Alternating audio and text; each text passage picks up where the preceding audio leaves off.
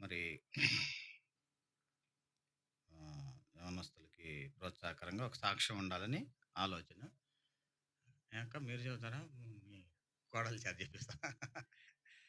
Okay. దేవుడు ఎలా నడిపిస్తున్నాడు ఏంటి కుటుంబ జీవితాన్ని అవి చెప్తే సరిపోద్ది. అమ్మా సాక్ష్యం కొన్ని నిమిషాలు సాక్ష్యం చెప్పు. తర్వాత ముగించుకుందాం. త్వరలోనే ముగించుకుంటాం. నేను వచ్చినప్పుడు ఎప్పుడైనా మీరు ధైర్యంగా ఉండొచ్చు. ఎందుకు? టైంకి ముగిస్తాను కాబట్టి. మరి మా సామ్యుయేల్ ఏం చేస్తున్నాడో నేను చూడట్లేదు ప్రతి ఆదివారం. నేను సమయానికే మనందరూ తెలిసిన యవనస్తులందరికీ తెలిసిన ముసలోళ్ళు కూడా వినొచ్చు. యవనస్తుల కంటే మరి మీరు లేచిపోవాల్సిన అవసరం లేదు. ఎండగా ఉంది ఎటు పోవద్దు. కూర్చొని వినొచ్చు. వాక్యం అందరికీ ఉపయోగపడిద్ది. మీరు ఎవరికన్నా యవనస్తులు కూడా చెప్పొచ్చు ఇక్కడ విన్న తర్వాత. 1 తిమోతి 2వ అధ్యాయము 22వ వచనము మనం ఎప్పుడు చదువుకునే లేఖన భాగమే. ఎక్కువగా యూత్ మీటింగుల్లో మనం వినే వచనాలు చదువుకుందాం. 1 తిమోతి 2వ అధ్యాయము క్షమించండి 2 తిమోతి 2వ అధ్యాయము 22వ వచనం చదువుకుందాం. 22వ వచనం. నీవు యవనేచ్ఛల నుండి పారిపొమ్ము, పవిత్ర హృదయులై ప్రభువునకు ప్రార్థన చేవారితో కూడా నీతిని, విశ్వాసమును, ప్రేమను, సమాధానమును వెంటాడుము. ప్రార్థన చేసుకుందాం. ప్రేమగల తండ్రి, ఈ మధ్యాహ్న కాల సమయంలో మరి మొదటి ఆదివారము యూత్ మీటింగు కలిగి ఉండాలని సంఘముగా ప్రార్థన చేశారు. మరి సేవకులు ప్రకటించిన మేరకు మరి ఈ దినము కొన్ని మాటలు యూత్ మీటింగ్లు కూడా మేము ధ్యానం చేయడానికి సహాయం దయచేయమని, యవనస్తులు బలపట్టుగా కృప చూపించమని, దాసులను కూడా అభిషేకించమని, మీ నోటి బోరుగా వాడుకొనమని యేసు ప్రభు నామంలో ప్రార్థిస్తున్నాము తండ్రి. ఆమేన్. మరి కొన్ని సంఘాల్లో సాయంత్రం 4 గంటలకి లేదా 6 గంటలకు సాయంత్రం అట్లా యూత్ మీటింగ్ కూడా ఉంటాయి. పెద్ద పెద్ద సంఘాల్లో వాళ్ళకి ఆ వసతులు ఉంటాయి. వచ్చిపోయే సందర్భాలు ఉంటాయి. ఆడ కూడా ఎక్కువ మంది ఉంటారు కాబట్టి సాయంత్రం పెట్టుకుంటారు కొంతమంది. అయితే మనకి మరలా ఇంటికి వెళ్ళి మళ్ళీ రావటం అంటే అది కొంచెం కష్టంగానే ఉంటుంది కాబట్టి అందరూ ఉన్నప్పుడే కొన్ని యవనస్తుల గురించిన యూత్ మీటింగ్ కూడా కలిగి ఉండాలని నెలకొకసారి ఏర్పాటు చేయటము సేవకులు జరిగింది. కాబట్టి మరి సేవకులు ప్రార్థన చేసి సంఘముగా ఏర్పాటు చేసినప్పుడు మేము ఆ యొక్క క్రమంలోనే మేము కూడా మరి పరిచర్య చేయాలి, తప్పదు. కాబట్టి మీరు కూడా వినక తప్పదు. కాబట్టి దేవుని వాక్యము విందాము దేవనస్తుల గురించి. మరి 2 తిమోతి 2:22లో నువ్వు యవనేచ్ఛల నుండి పారిపొమ్ము అనే మాట మనము చూస్తా ఉన్నాం. అక్కడ ఫుట్ నోట్లో కూడా రాయబడింది, విడిచి పారిపొమ్ము, యవనేచ్ఛలను విడిచి పారిపొమ్ము. మరి పారిపోవడం అనే సందర్భము యవనస్తులకి అవసరం. ఏ విషయంలో అవసరం అంటే ఈ యవ్వన ఇచ్ఛల నుండి పారిపోవడం అనేది అవసరము అనే మాట స్పష్టంగా అక్కడ మనము చదువుతున్నాం. మరి ఈ ఇచ్ఛలు అనేవి లేకపోతే ఈ పాపానికి సంబంధించిన ఈ శోధన అనేది యవనస్తులకి ఎక్కువగా సోకే అవకాశాలు ఉన్నాయి. పారిపోయి అలవాటు చేసుకున్నప్పుడే ఈ శోధన నుండి, పాపం నుండి మనం దూరంగా ఉండగలం. ఎక్కువగా మరి పాపం మన దగ్గరికి ఎలా వస్తుందంటే మన హృదయంలో ఉన్న ఆ యొక్క ఇంట్రెస్ట్, అంటే ఆ యొక్క ఆలోచన బట్టే మన దగ్గరికి పాపం అనేది మన దగ్గరికి వస్తుంది. పారిపోయే మనసు కలిగి ఉన్నప్పుడే మనం శోధనలకు దూరంగా ఉండగలం. అందుకనే దేవుని వాక్యం లేఖోపది పత్రికలో దురాశ, ప్రతివాడు తన స్వకీయమైన దురాశల చేత ఈడవబడతాడు. అది శోధన అక్కడ ప్రారంభమైంది. మరి దురాశ అనేది, చెడ్డ ఆశ అనేది మన హృదయంలోనికి వచ్చి శోధన ప్రారంభమైంది. ఆ శోధన పరిపక్వమై పాపం పరిపక్వమై మరణం. అయితే పారిపోయే అలవాటు అనేది యవన కాలంలో అవసరం అన్నమాట. శోధన నుండి పారిపోవటం. మనము సహజంగా మనం ఎప్పుడు చెప్పుకునే మన యేసేపు గురించి చూసినప్పుడు అతడు ఏం చేసినాడంటే శోధన తన దగ్గరకు వచ్చినప్పుడు ఆ శోధన నుండి చాలా దూరంగా పారిపోయాడు. చాలా భయంతో కూడా పారిపోయాడు. ఇంకా ఎట్లా ఉంటుందంటే మరి ఆ పారిపోవటంలో కూడా చాలా తొందరపాటు కలిగి పారిపోయాడు. ఏసేపు, జోసెఫ్ మనం ఇంగ్లీష్‌లో చూస్తుంటే జోసెఫ్, ఏసేపు. ఆదికాండం 39 అధ్యాయంలో భయంతో పారిపోయాడు. అంటే ఆ శోధన కాడ ఉండకూడదని చాలా ఆతృత, అంటే స్పీడ్‌గా పరిగెత్తాడు. అయితే ఈ దినాల్లో యవనస్తులైన వారైనా, ఎవరమైనా సరే శోధనకి ఎక్కడ లొంగుతున్నామంటే, శోధన మన దగ్గరకొస్తున్నప్పుడు మనం ఇంట్రెస్ట్ చూపితే అది మనల్ని ఆవరిస్తది. పారిపోయే మనసు మనలో ఉన్నప్పుడే దాని నుండి మనము కాపాడబడతాం. యేసేపు అలాగా ఒక స్త్రీ శోధించినప్పుడు, శోధన అనేది ఏ రకంగా అయినా రావచ్చు. డబ్బు ద్వారా రావచ్చు, స్త్రీ ద్వారా రావచ్చు, లోకాశలు ఇంకా రకరకాలైన విషయాల ద్వారా మన దగ్గరికి శోధన అనేది రావచ్చు. పారిపోయే మనస్తత్వాన్ని మనము అలవాటు చేసుకోవాలి. సంసోనుకి తేడా ఎక్కడ జరిగిందంటే, ఇష్టపడ్డాడు. శోధన వచ్చినప్పుడు ఇష్టపడ్డాడు. అందుకు శోధన అతన్ని ఏమని ఆవరించింది. శోధనకు లొంగిపోయాడు. సంసోనుకి, యేసేపుకి తేడా ఏంటంటే, శోధన వచ్చినప్పుడు ఈయనేమో పారిపోయాడు. ఆయనేమో ఇష్టపడ్డాడు. ఆ శోధన అతను లొంగ తీసుకుంది. చివరికి ప్రాణం పోయే పరిస్థితులు వచ్చినాయి సంసోను జీవితంలో మనం చూస్తే. దేవుని వాక్యములో మనం చూస్తే మరి ఆ అనేక సందర్భాల్లో పారిపోయే మనస్తత్వము లేకపోతే ఎలా నష్టపోయారో దేవుని వాక్యంలో చాలా విషయాలు ఉన్నాయి. ఇప్పుడు అన్ని మనం ధ్యానం చేయట్లేదు. యవనేచ్ఛల నుండి పారిపొమ్ము అనే మాట మనం చూస్తున్నాం. మొదటి తిమోతి 6 అధ్యాయం 18 వచనంలో కూడా ఇంకొక మాట ఉంటుంది. చదువుకుందాం. మొదటి తిమోతి 6 అధ్యాయము 18 వచనం చదువుకుందాం. మొదటి తిమోతి 6 అధ్యాయము 18 వచనం త్వరగా ముగించుకుంటాం. ఆ, ఆ. మొదటి తిమోతి 6 అధ్యాయము 18 వచనం రా. ఉమ్, ఉమ్, ఉమ్.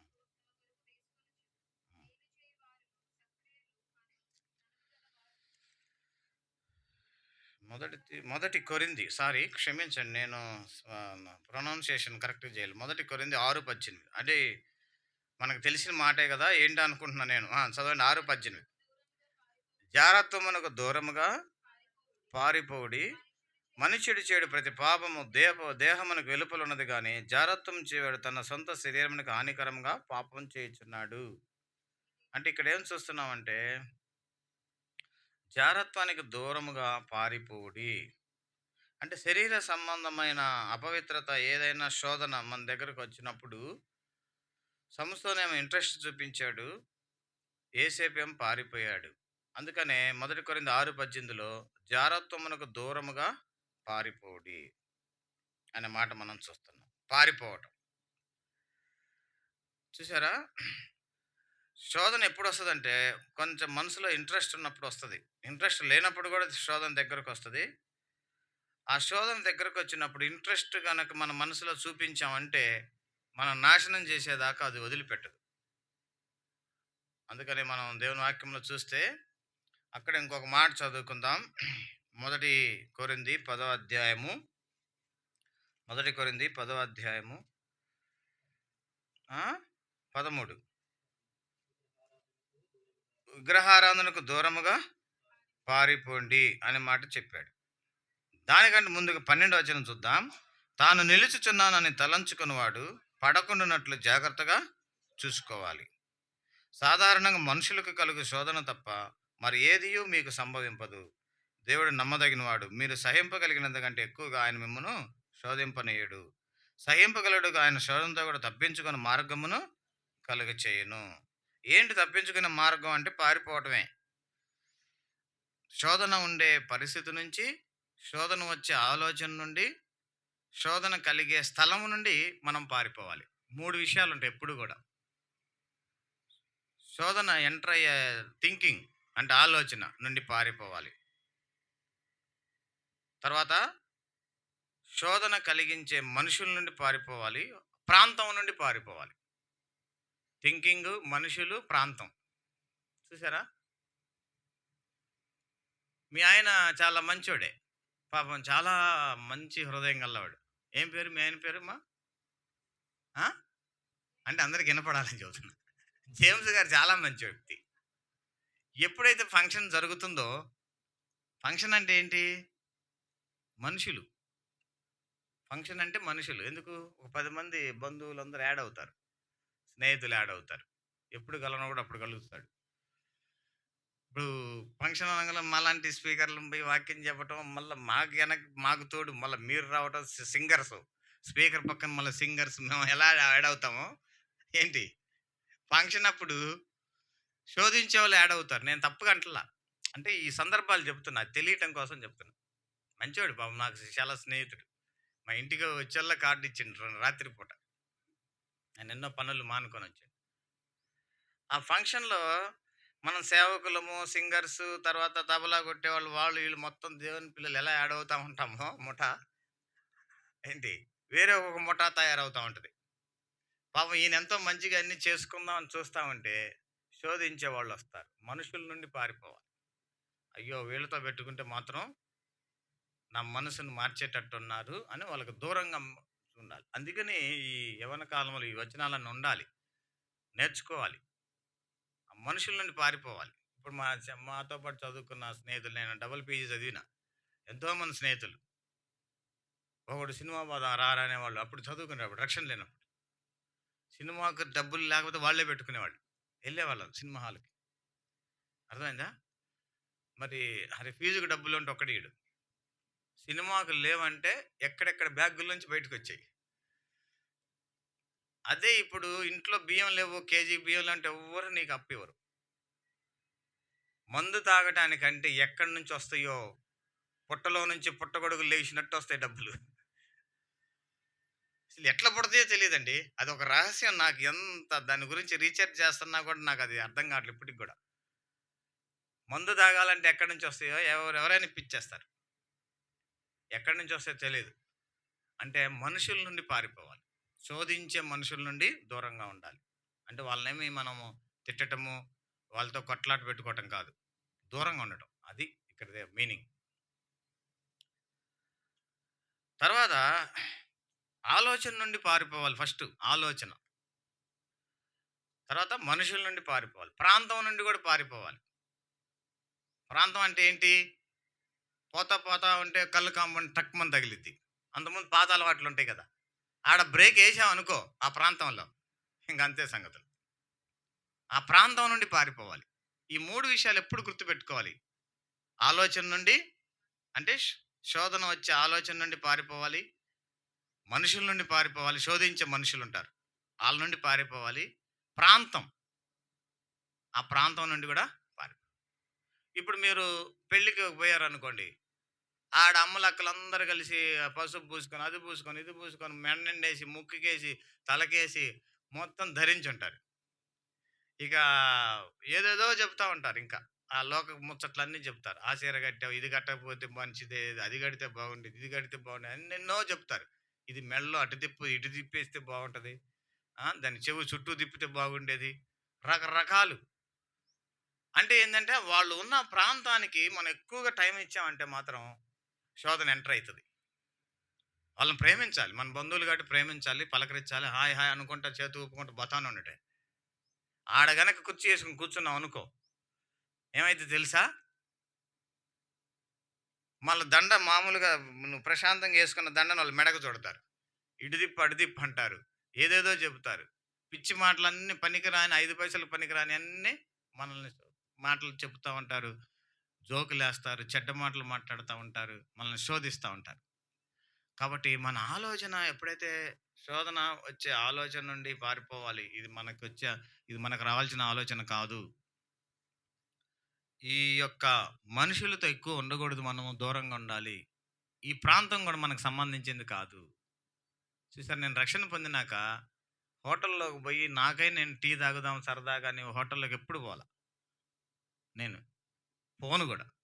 హోటల్‌లో పోయి నేను బిర్యానీ తిన్నా. ఎవరన్నా శామ్యాల్ లాంటోళ్ళు కలిసి "రాన్న భోజనం చేద్దాం ఆకలవుతుంది" అని ఇట్లా సువార్తకు పోతున్నప్పుడు, లేదా అటు ఇటు తిరుగుతున్నప్పుడు, లేదా ఇంట్లో భోజనం లేకపోతే వాళ్ళెవరన్నా పెట్టిస్తే దేవుని బిడ్డలు, వాళ్ళతో కలిసి ప్రార్థన చేసుకొని తినడం ఒకటి 2 సందర్భాలు జరిగుంటాయేమో గానీ, నేను బోయి హోటల్‌లో కూర్చోను. ఎందుకు? ఒకసారి బవాజీ హోటల్‌లోకి ఒక ప్యాకెట్ తెద్దామని బోయాం. బిర్యానీ తెచ్చుకుందామని బోయాం. పోతే ఒక 5 నిమిషాలు నిలబడలేము. అంతా సిగరెట్లు. టీ తాగుతున్నారు, సిగరెట్లు కాలుస్తున్నారు బవాజీ హోటల్‌లో ఇక్కడ హయత్ నగర్. ఆ ప్రాంతంలో ఒక నిమిషం ఉండలేకపోయాను. ఆడే కూర్చున్నామనుకో, ఏమైద్ది తాగేవాడి కంటే పీల్చుకునేవాడికి క్యాన్సర్ ఎక్కువొత్తదంట. డాక్టర్ గారు జెప్పాడు. ఆ ప్రాంతం నుండి పారిపోవాలి. చూసారా? కొంతమంది చాలామంది యవ్వనస్తులు పాపంలో పడడానికి కారణం ఏంటంటే ప్రాంతం. మనకు అననుకూలమైన ఏరియాల్లో ఎక్కువ ఉండకూడదు. మనకు సంబంధం లేని ఏరియాల్లో ఎక్కువ ఉండకూడదు. వాళ్ళ సొంత బంధువులైనా గాని, ఎవరైనా కానీ, వారు దేవునికి సంబంధించిన ఆత్మ సంబంధ వ్యక్తులు కాకపోతే వాళ్ళ దగ్గర ఆ ప్రాంతంలో ఉండకూడదు. చూసారా? ఇష్టపడ్డావంటే మాత్రం నిన్ను శోధన కబళించేస్తది. అంటే తెలుగు సాంస్క్రిట్ లాంగ్వేజ్ చెప్తా కొన్నిసార్లు పదాలు. ఆవరించటం, కబళించటం ఇవన్నీ సాంస్క్రిట్ పదాలు. అంతే ఇంక పరిస్థితులు. కొంతమంది బంధువుల దగ్గరకు పోతే లోక సంబంధమైన ఆడపిల్లలైన, మగపిల్లలైన బంధువుల్లో ఉంటారు. రక్షణ లేనోళ్ళు. సినిమా మనుషులు. వాళ్ళు సొంతోళ్ళే. మేనత్త కూతురైతది నాకు. అర్థమైందా? మీకు మేనమామ కూతురే కావచ్చు, లేతే మేనమామకు సంబంధించిన కొడుకే కావచ్చు. ఇంకా రకరకాల వాళ్ళ రక్షణ ఉండదు. వాళ్ళు జోకులేస్తారు. రకరకాల చేస్తా ఉంటారు. అక్కడి నుండి పారిపోవాలి. ప్రాంతం మంచిది కాదు. చూసారా? మనుషుల నుండి పారిపోవాలి. ప్రాంతం నుండి పారిపోవాలి. మనకొచ్చే శోధన ఆలోచనల నుండి పారిపోవాలి. కాబట్టి నువ్వు యవనేచల నుండి పారిపొమ్ము. ఈ పారిపోయే మనస్తత్వం లేకపోతే మనం ఆత్మీయంగా జీవించలేమని అపోస్తలుడైన పౌలు తిమోతికి చెబుతున్న సందర్భాన్ని మనం చదువుకుంటూ వచ్చాం. మళ్ళా అక్కడ 14 వచనం ఏం చదివావు? 1 కొరింథీ 10:14లో 1 కొరింథీ 10:14 విగ్రహారాధనకు దూరముగా పారిపోండి. ఏంటి విగ్రహారాధన అంటే? మనమేమి విగ్రహాలు పెట్టి ఆరాధన చేయం కదా! విగ్రహారాధన అంటే ఏంటి? అది. దేవుని కంటే ఎక్కువగా ప్రేమించే చాలా ఉంటాయి. కొంతమంది ఉద్యోగం ఏముంటది జీవితాంతం. కొంతమందికి వాడి పనులే ఉంటాయి. మా ఊరు సైడ్ పోతే రక్షణ పొందినోళ్ళు కూడా ఆదివారం కూడా మిరపకాయలు కొట్టడానికి పోతా ఉంటారు. ఏందంటే అన్న ఆదివారం ఒక 100 ఎక్కువేనన్నా ఇంతకుముందు అయితే 300 ఇచ్చి ఇప్పుడు 400 అంటున్నారు ఆదివారం అనంగలోనే ఏం చేస్తున్నారు 100 కోసం? ఏం చేస్తున్నారు? మిరపకాయలకు పోతున్నారు. కూలి పనికి, పొలం పనికి. మా సైడ్ మొత్తం అట్లా ఉంటాయి కొన్ని ఏరియాల్లో. నిజమైన విశ్వాసులు అయితే పోతే పోయిన డబ్బులని వస్తున్నారు ఆరాధనకి. కొంతమంది వీక్‌గా ఉన్న వాళ్ళు ఏమైతుంది శోధన రాంగలోనే రూ. 100 అనంగలోనే ఆరాధన మానేసి పనికెళ్ళిపోతారు. అంటే ఏంటి? ఆ రోజు ఆరాధన దేవుడిని ఆరాధించే దానికంటే ఎక్కువ దేన్ని ప్రేమించినట్టు? పనిని ప్రేమించినట్టు. అదొక విగ్రహారాధన. చూసారా? మరి ఆదివారం ఎన్నో పనులు పెట్టుకొని దేవుని మందిని నిర్లక్ష్య పెట్టడం అది ఒక విగ్రహారాధన. చూసారా? కొంతమంది ఏం చేస్తారంటే పొద్దున్నే లేచి మన మన ఎలియాజర్ అన్నలాగా కారుని శుభ్రంగా కడుగుతా ఉంటారు ఆదివారం. కడుగుతూ నెలకి 11 అవుతుంది. అబ్బో ఇక శామ్యూల్ అన్న చాలా షార్ట్‌గా ముగిస్తున్నాడు ఈ మధ్య. ఇక అయిపోయా ఉంటదిలే. ఒకవేళ పోయినా లాస్ట్‌లో అందరూ మనకెళ్ళి చూస్తా ఉంటారు అని చెప్పేసి ఈ టైం చూసుకోవటం ఇంక వద్దులే అని ఆగిపోతారు. ఆ రోజు విగ్రహారాధన ఏంటి? కారే. చూసారా? ఒకరోజు ఒక్కొక్కళ్ళు తుడిసిందే తుడుతా ఉంటారు ఇల్లంతా. కడిగిందే కడిగి, తుడిసిందే తుడిచి ఎప్పుడు? ఆదివారం. అబ్బో! టైం చూస్తే 11 అయిందా? ఇంకా మనోళ్ళు ఎదురొస్తా ఉంటారు. ఒకవేళ పోయినా కూడా లాస్ట్‌లో ఏమి ఇప్పుడొచ్చిందని మన మొహంకెళ్ళి చూస్తా ఉంటారు. ఎందుకులే అని చెప్పి ఆగిపోతారు. ఆ రోజు విగ్రహారాధన ఏంటి? ఇంటి పనే. ఇంటి పనే ఒక విగ్రహారాధన. ఇల్లు తుడుచుకోవడం, కడుక్కోవడం, తుడుచుకోవడం, కడుక్కోవడం. అదే విగ్రహారాధన. అదే ఆరాధన. చూసి విగ్రహారాధనకు దూరముగా పారిపోండి. అంటే దేవుని కంటే ఎక్కువగా ఏదైనా నీ మనసులో వస్తే అది నీకు విగ్రహము. ఆ విగ్రహం నుండి నువ్వు పారిపోవాలి. కానీ పారిపోయే మనస్తత్వం అలవాటు చేసుకోవాలి. చేసుకోకపోతే మనము నిలబడలేము. నిలబడబడమే కాదు గానీ ఏమైతదంటే ఆ శోధన మనల్ని కబళించి వేసి దురాశ మనలోకొచ్చి ఆ దురాశ పాపంగా మారి పాపం పరిపక్వమై మరణం కంటుంది. స్టార్టింగ్ ఇనీషియల్ పీరియడ్‌లో చాలా జాగ్రత్తగా ఆలోచన చేయాలి. పారిపోయే మనస్తత్వం లేకపోతే మాత్రము నీ జీవితం చివరికి మరణం దారితీస్తుంది. చూసారా చాలామంది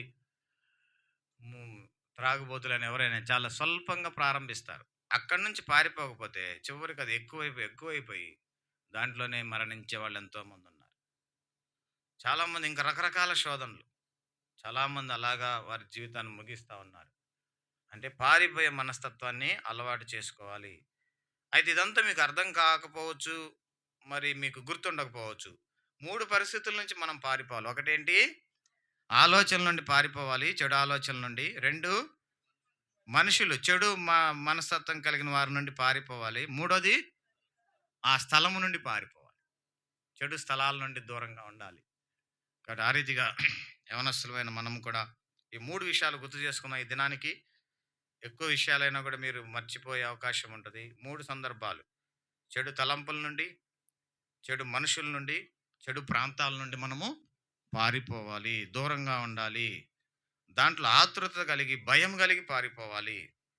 అలాంటి సందర్భము మనం గుర్తు చేసుకొని, అలాగా మనం మా క్రైస్తవ జీవితాన్ని ముందు కొనసాగిద్దాం. ప్రభు యవనస్తులకు ఆ రీతిగా సహాయం చేయనుగాక. భవిష్యత్తులో దేవుని కొరకు ఒక గొప్ప సాధనాలుగా దేవుని కొరకు వాడబడి, మహిమ తీసుకొచ్చి మీరెక్కడున్నా, ఏ ప్రాంతాల్లో ఉన్నా కూడా దేవుని మహిమ కొరకు జీవించలాగున ప్రభు సిద్ధపరచునుగాక. ప్రార్థన చేసుకుందాం. తర్వాత మనము కొన్ని సాక్ష్యం విన్న తర్వాత మనం క్లోజింగ్.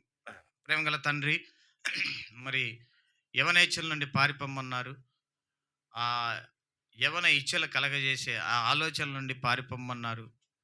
మనుషులు నుండి శోధన కలిగించే మనుషుల నుండి పారిపోమ్మన్నారు. ప్రాంతము నుండి, ఆ స్థలము నుండి కూడా పారిపోమ్మన్నారు. మీకు వందనాలు, స్తోత్రాలు. వాస్తవం ఇవన్నీ మా చుట్టూ ఉన్నాయి. మా యవన కాలంలో మా యవన బిడ్డలు ఆ రీతిగా అలాంటి గ్రహింపు కలిగి జీవించుటకు సహాయం చేయండి. శోధనకి ఇంట్రెస్ట్ చూపించకుండా ప్రభా తండ్రి పారిపోయే మనస్తత్వాన్ని అలవాటు చేసుకోవడానికి సహాయం చేయమని వందనాలు, స్తోత్రాలు చెల్లిస్తూ మిగతా సమయం ఆశీర్వదకరంగా చేయమని యేసు ప్రభు ఘనమైన నామంలో ప్రార్థించి వేడుకొంచున్నాం తండ్రి. ఆమేన్. ఇప్పుడు